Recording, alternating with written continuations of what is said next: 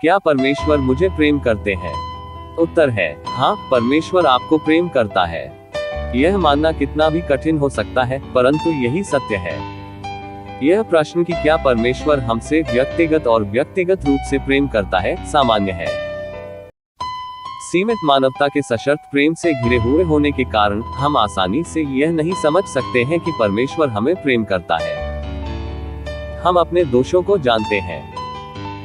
हम जानते हैं कि परमेश्वर सिद्ध और पाप रहित है। हम जानते हैं कि हम नहीं हैं। परमेश्वर, जो कि अनंत और पवित्र है, हमसे प्रेम क्यों करता है, जो कि सीमित और पापी है? और तो भी सुसमाचार का महान सत्य यह है कि वह करता है। निरंतर पवित्र शास्त्र हमें हमारे लिए परमेश्वर के प्रेम को स्मरण दिलाता है। विषय का आरंभ करने के लिए परमेश्वर ने अपने स्वरूप में मानव जाति का निर्माण किया, और उसने ऐसा बहुत ही सावधानी और सरोकार के साथ किया। उसने आदम को भूमि की मिट्टी से रचा और उसके नथनों में जीवन का श्वास फूंक दिया, और आदम जीवित प्राणी बन गया। परमेश्वर ने आदम को भारी नींद में डाल दिया, और जब वह सो गया तब उसने उसकी एक पसली निकालकर उसकी जगह मांस भर दिया। और यहोवा परमेश्वर ने उस पसली को जो उसने आदम में से निकाली थी, स्त्री बना दिया, और उसको आदम के पास ले आया। यहाँ परमेश्वर और मानव जाति के बीच घनिष्ठता पाई जाती है। शेष सृष्टि के साथ परमेश्वर ने केवल बात की थी और वह हो गई थी। तो भी परमेश्वर ने स्त्री और पुरुष को बनाने में समय लिया। उसने उन्हें पृथ्वी पर प्रभुत्व करने का अधिकार दिया। परमेश्वर आदम और हव्वा से सीधे संबंधित है। पतन के बाद यह दंपति परमेश्वर से छिप गया जब वह दिन के ठंडे समय वाटिका में घूमने के लिए आया। परमेश्वर के साथ बात करना उनके लिए असामान्य नहीं था। उनके लिए छिपना असामान्य था। पतन के बाद परमेश्वर के साथ संबंध टूट गया था, परंतु उसका प्रेम उनके प्रति ऐसे ही बना रहा। पापी जोड़े के ऊपर परमेश्वर के द्वारा शाप दिए जाने के उच्चारण के तुरंत बाद पवित्र शास्त्र ने परमेश्वर के प्रेम से भरे हुए एक और चित्र को चित्रित किया। यहोवा परमेश्वर ने आदम और उसकी पत्नी के लिए चमड़े के अंगरखे बनाकर उनको पहना दिए। फिर यहोवा परमेश्वर ने कहा, मनुष्य भले बुरे का ज्ञान पाकर हम में से एक के समान हो गया है, इसलिए अब ऐसा ना हो कि वह हाथ बढ़ाकर जीवन के वृक्ष का फल भी तोड़ के खा ले और सदा जीवित रहे। परमेश्वर का कार्य यहाँ प्रतिशुद्धि या दंडात्मक नहीं है, यह सुरक्षात्मक है। परमेश्वर ने उनकी शर्म को छिपाने के लिए आदम और हव्वा को कपड़े पहनाए। उसने उन्हें आगे के नुकसान से बचाने के लिए अदन से बाहर निकाल दिया। परमेश्वर ने प्रेम में होकर काम लिया।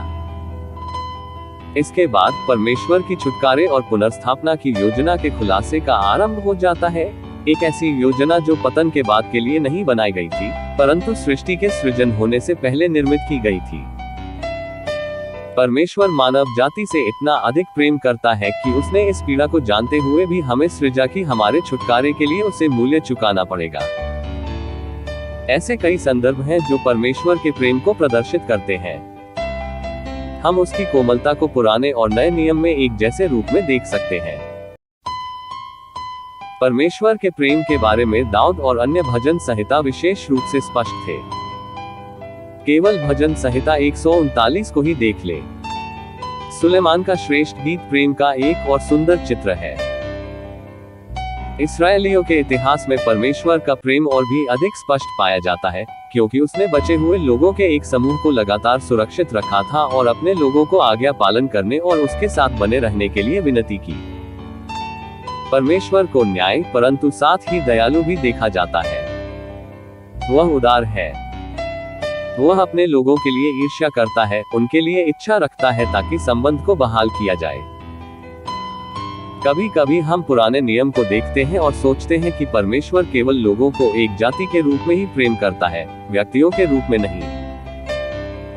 परंतु यह स्मरण रखना महत्वपूर्ण है कि रूथ, हाजरा, दाऊद, अब्राहम, मूसा और यिर्मयाह सभी व्यक्ति थे। परमेश्वर ने उनके प्रत्येक जीवन में कदम रखा और उन्हें व्यक्तिगत रूप से प्रेम किया। यह प्रेम यीशु नाम के व्यक्ति में स्पष्ट हो जाता है। परमेश्वर ने हमें छुड़ाने के लिए स्वयं को मनुष्य के शरीर में सीमित कर लिया। वो एक नम्र परिवार में जन्म लिए हुए एक बच्चे के रूप में हमारे संसार में बहुत ही अधिक विनम्र तरीके से प्रवेश करता है। उसने अपनी पहली रात जानवरों को भोजन खिलाने वाली खुरली में बिताई। यीशु किसी भी अन्य बच्चे की तरह बड़ा हुआ। अपनी सार्वजनिक सेवकाई के समय उसने अक्सर स्वयं को समाज के बहिष्कृत लोगों के साथ जोड़ा। वह बीमारों के चंगा करने के लिए रुका। उसने लोगों को चंगा किया। उसने लोगों की बात सुनी। उसने बच्चों को आशीष दी। उसने हमें परमेश्वर के प्रेम के बारे में भी सिखाया। यीशु को रोते हुए लिपिबद्ध करता है, हे यरूशलेम, हे यरूशलेम, तू जो भविष्यद्वक्ताओं को मार डालता है और जो तेरे पास भेजे गए उन पर पथराव करता है। कितनी ही बार मैंने यह चाहा कि जैसे मुर्गी अपने बच्चों को अपने पंखों के नीचे इकट्ठा करती है, वैसे ही मैं भी तेरे बालकों को इकट्ठा करूं, पर तुमने यह न चाहा। यह परमेश्वर की मन की इच्छा के बारे में बोलता है कि लोग उसके पास लौट आए। वह हमारे लिए तरसता है, हमें दंड देने के लिए नहीं, अपितु हमें प्रेम करने के लिए। कदाचित परमेश्वर के प्रेम का सबसे बड़ा चित्र यीशु का दुख, भोग और क्रूसीकरण है। पौलुस हमें स्मरण दिलाता है कि क्योंकि जब हम निर्बल ही थे तो मसीह ठीक समय पर भक्तिहीनों के लिए मरा। किसी धर्मी जन के लिए कोई मरे, यह तो दुर्लभ है, परंतु हो सकता है किसी भले मनुष्य के लिए कोई मरने का भी साहस करे। परंतु परमेश्वर हम पर अपने प्रेम की भलाई इस रीति से प्रकट करता है कि जब हम पापी ही थे तभी मसीह हमारे लिए मरा। क्रूस पर यीशु का कार्य प्रेम की स्पष्ट, अचूक घोषणा थी, और यह प्रेम शर्त रहित है। जब हम अपनी सबसे बुरी अवस्था में थे तब मसीह हमारे लिए मरा। उसने तुम्हें भी जिलाया जो अपने अपराधों और पापों के कारण मरे हुए थे। परंतु परमेश्वर ने जो दया का धनी है, अपने उस बड़े प्रेम के कारण जिससे उसने हमसे प्रेम किया, जब हम अपराधों के कारण मरे हुए थे तो हमें मसीह के साथ जिलाया। अनुग्रह ही से तुम्हारा उद्धार हुआ है। इस उद्धार ने सच्चे जीवन को संभव बनाया है।